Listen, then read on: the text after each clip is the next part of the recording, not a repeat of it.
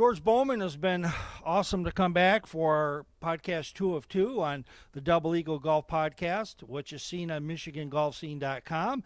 If you've downloaded us from the Apple Music channel, Spotify, Anchor, there's all kinds of them that we have. We're getting all kinds of hits, George. And talking about the hits, George is involved in a lot of hits. Eddie Mio was out here, former goalie of the Red Wings from back when, but I remember him very well.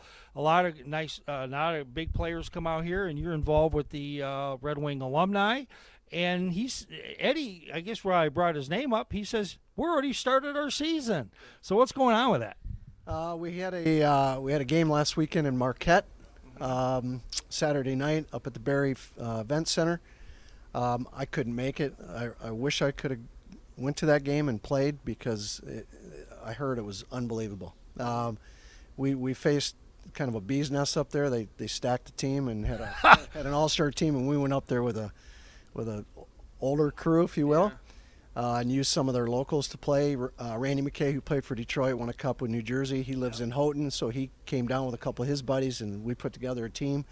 Ended up in a 7-7 tie, but the win was, this was for United Way, and the buzz was off the charts. They hadn't seen Red Wing hockey. We hadn't been up there since 2007 or 8. We played the Marquette Rangers, their junior team, and Northern Michigan's alumni. Oh. So they haven't seen Red Wings for a long time. The buzz was unbelievable. Again, there was 3,000 people in the stands, and they raised $100,000 for the United Way up there. So unbelievable. Huge win for everybody. Yeah, it is. And some of you that don't know George's backstory, I'll let you tell it instead of me, but he's kind of grandfathered in with the Red Wing alumni, and you have some duties with the team, and a lot of the players do come out here, and so George has a big background with both the Red Wings and the Red Wing alumni. Tell us a little bit more about that so the people understand that George Bowman, he's more than just a PGA professional. He can put a slapstick, well, you're the goalie, so we'll put it that way. I'm a target. That's all I am. And to quote Joey Koser, he says every day we play, so remember one thing, you're not a goalie. You're a golf pro wearing goalie equipment. So don't think you're a goalie, even though I can stop a puck. But yeah, back to the history. My grandfather, Scotty Bowman, played for the Red Wings back in 34 through 40. He was on the first two cup teams in 36, 37.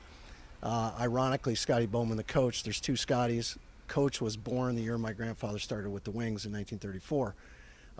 Grandfather also scored the first penalty shot in hockey, and that's in the Guinness Book, which is really cool.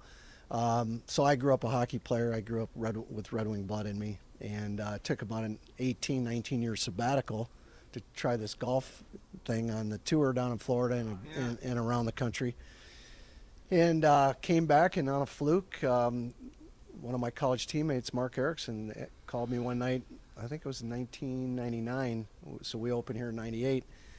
And he says, hey, we need a goalie tonight at 11:30 over at DSC, over there by Carl's Golfland. And I'm like, what, are you nuts? I haven't skated in 18 years. I got hooked. I kept getting invited because goalies are in high demand.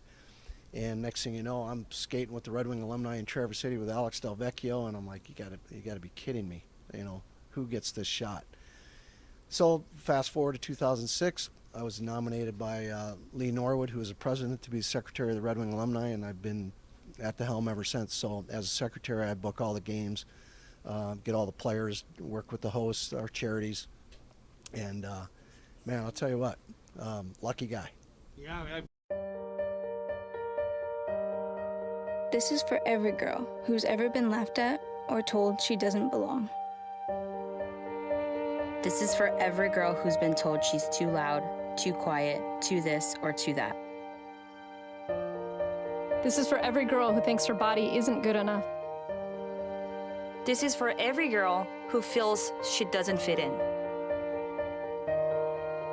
This is for every girl who's been told that success and kindness are two different things. This is for every girl who's been told to give up. This is us crushing it for you, so you can crush it for the next girl. Unbeatable price, service, selection, and customer satisfaction? That's the Gowling difference. Only at Gowling Chrysler Dodge Jeep Ram. Your Ram store. During the spring sales event, lease a 2018 Ram 1500 Bighorn Quad Cab 4x4 starting at $199 a month employee, $259 friends and family. Or during the Ram Truck Month, lease a 2018 Ram 1500 Bighorn Crew Cab 4x4, just $239 employee, $289 friends and family. Get to Galling, Chrysler, Dodge, Jeep, Ram on Telegraph, north of Square Lake, just west of I-75 at exit 75. George lived a charmed life, and a few people do not realize this, but you had a hole-in-one at the PGA at Valhalla back in the day, and the Christmas trophy. Well, I look at it all probably the time, the best and I go, pull of my life. And you were on SportsCenter, if I remember. When I You were tried to one hit of the top long 10. irons I don't hard, remember I which pull one, it. but I know you I'm were sure on everybody there. can relate with that, or slice it. Yeah, I aimed at the middle of the green, and I told my caddy, I said, I'm just going to hit this 4-iron hard. I think it was 199. And he tried to talk me into hitting 3-iron, and I said, you're not nervous, I am. So I'm going to hit this 4, and I pulled it, went right in the hole, and couldn't believe it. And interviewed by Ernie Johnson and Clampett, and which was really cool. I think it was, what was it, TNT, it does the first couple days. Yeah, at that time. Yeah, and I had 2 years prior, played in the PGA at Southern Hills, and I got on SportsCenter, unfortunately, at the expense of Keith Olbermann. So, Keith, if you're listening, thanks for that shot, but I got you back. So anyways, so I got on ES because I played absolutely horrible, and he let me have it. So resurrected in '96 when I had the hole-in-one, so got interviewed by those two guys, and again, unbelievable. Pinch me, why me? But I heard a great saying the other day, why not, right? Why not me? Yeah, when people say why me, whether it's good or bad, why not? You know, I got lucky. You know, maybe it was karma from 2 years prior, playing horrible on a bad back, and probably shouldn't have been there.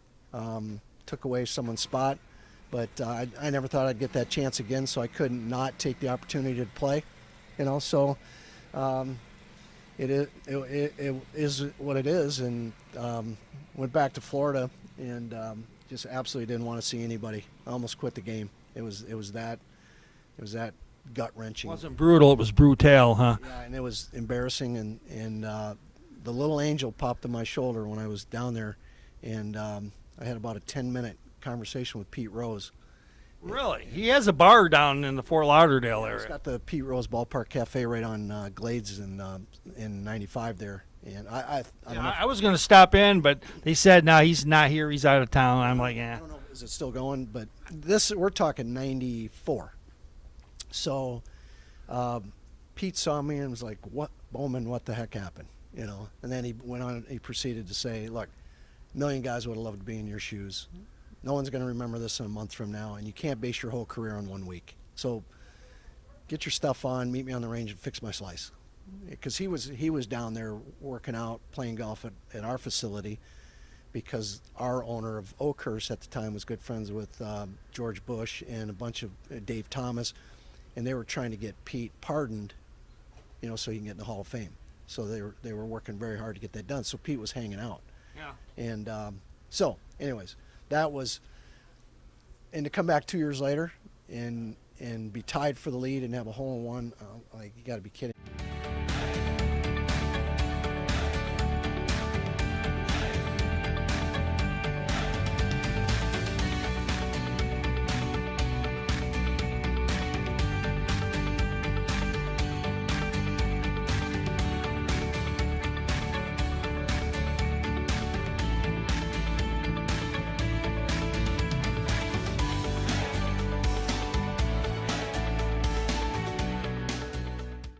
Well, George Bowman didn't make the cut, but on Thursday he made one of the most memorable shots of the week.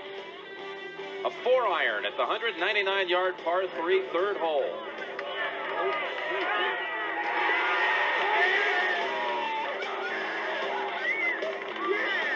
I still don't think it sunk in. I got into a slow part there at the beginning of the round, and I just kept saying to my caddy, he says, "How you feeling? How you feeling?" I said, "Well, I'm 4 over par, but all I can remember is that hole-in-one." I said, that just made my year. So, you know, whatever happens, happens, and the hole-in-one was big. That's something I'll remember forever.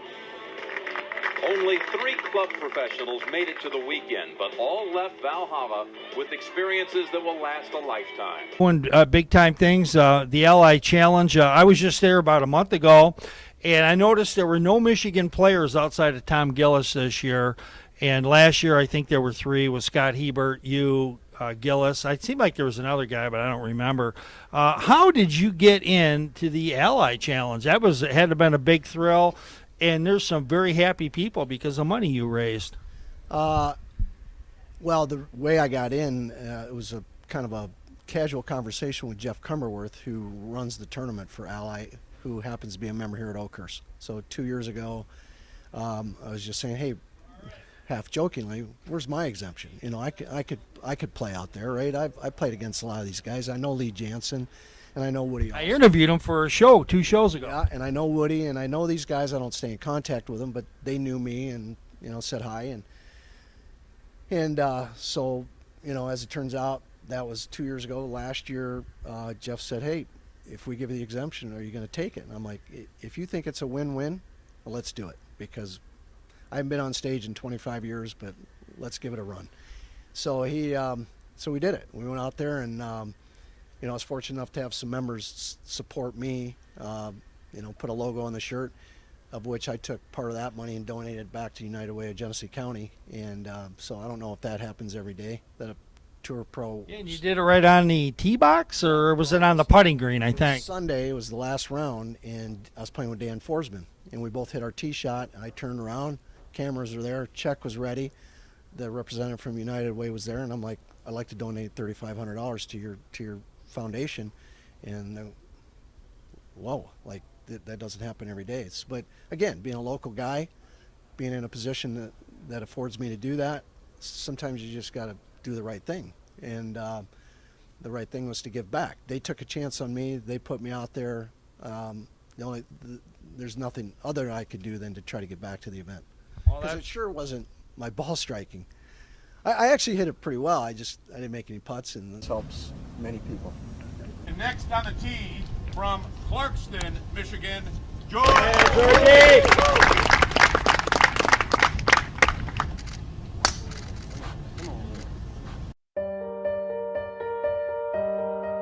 This is for every girl who's ever been laughed at or told she doesn't belong. This is for every girl who's been told she's too loud, too quiet, too this or too that. This is for every girl who thinks her body isn't good enough. This is for every girl who feels she doesn't fit in. This is for every girl who's been told that success and kindness are 2 different things. This is for every girl who's been told to give up. This is us crushing it for you, so you can crush it for the next girl. Well, I didn't make any putts, and yeah, you got to make putts at you got to make putts on every stop on that tour. But Warwick has perfect greens, and you really, but you got to strike the ball. I mean, nothing's going to go in unless you hit it well. Yeah. Talking about giving back to the game, just a couple more questions left. The junior program here, it seems to be outstanding. You have to grow the game with the kids. Yep.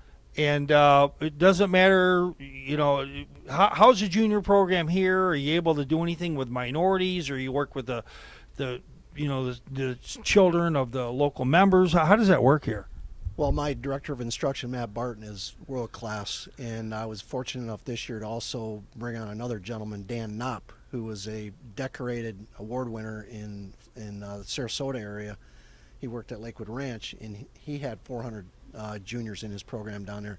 So I have 2. That's huge. I have 2 rock stars working for me that I can't be more blessed to have these 2 guys. So their outreach is huge. We don't just pigeonhole ourselves in teaching members, children here. We teach outsiders, and I know those 2 guys are very active in the section and helping with the minority groups and the midnight golf and so on and so forth. So, and Dan, this is his first year here. He's getting his feet under him. He grew up in Florida, so he's not aware of what's all involved in Michigan, but he's learning rapidly, and he wants to get involved. He and Matt are going to work out of a studio this winter right here in Clarkston, and next year they're going to hit the ground running and try to grow that game. The other segment we're really growing is our women's program. So, you know, You have some top good players here. I watch them, you know, when I'm around. Yeah, we have some really good juniors. Danielle Staskowski, she won states in her division a couple years in a row.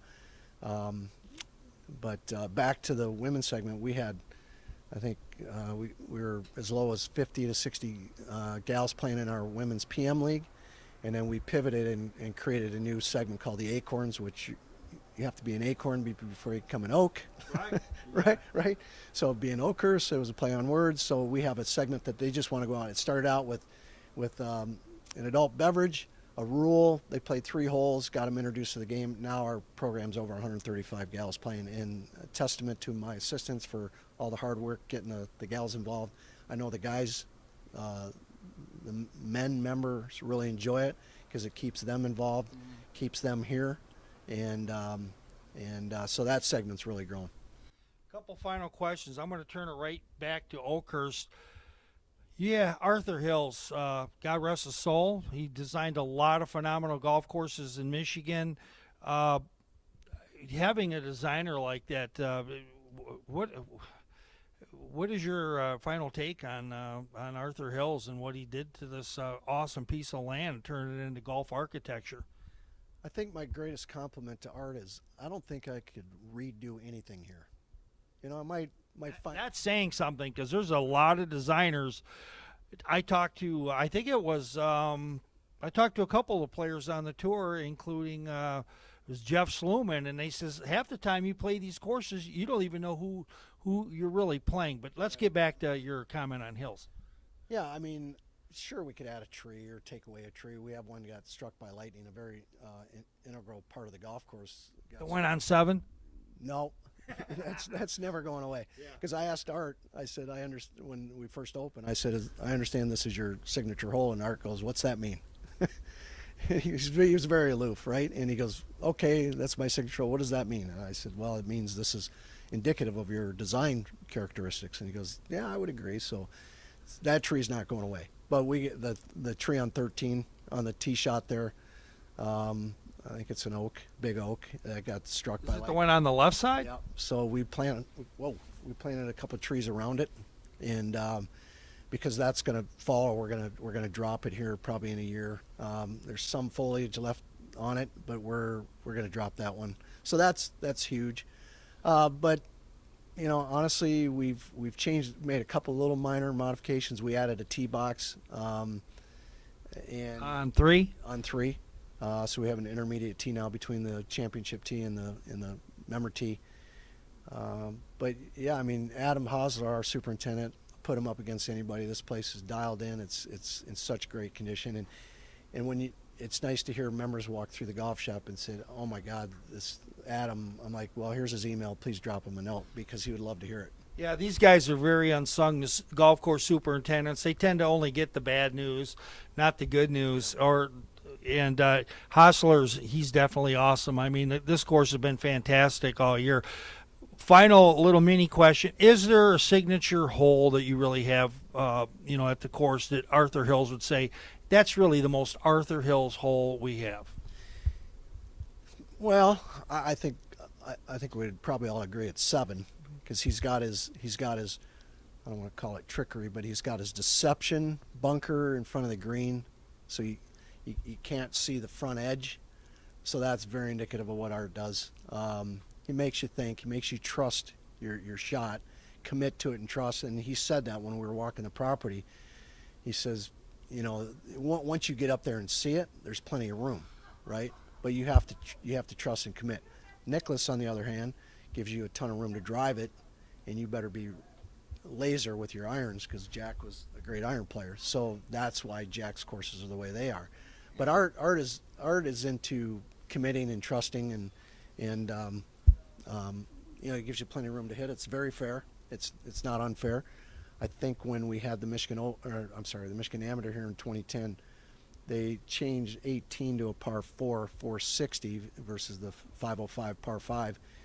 So we played par 71. I think 141 was the medalist, 1 under. Wow. So back in the day when I played at Belvedere and Antrim and that rotation, guys are shooting 6-7 under par, and the cut was 150. Our cut was 156. So Oakhurst, it's fair, but you can't fall asleep at the wheel. No, you can't. And I think there's 13 fescue bunches or whatever you want to call them that are on the course. Plus, you've got rock walls to finish up, and so basically, you're going to go through the gauntlet when you come to Oakhurst. This is no duck walk. You go to a county course if you want that. George, one of the things people don't understand, and we're going to have you back in the future. This guy is funny. I mean, you can have snot rolling out of your ears. You're so funny. And I know I have more than once. So, George, thank you so much for talking in the last 2 podcasts about your career, about what's going on with the Red Wings, Arthur Hills, your junior program. Awesome guy. And so when you get a chance, Oakhurst, look up this country club. The memberships, if you can get a member to bring you out here, trust me, this will be one of your favorite rounds all summer long. You'll be talking about it afterward. Thanks, George. Yep. And so for the Double Eagle Golf Podcast, MichiganGolfScene.com, this is Roy J. Akers and George Bowman. Thanks, everybody.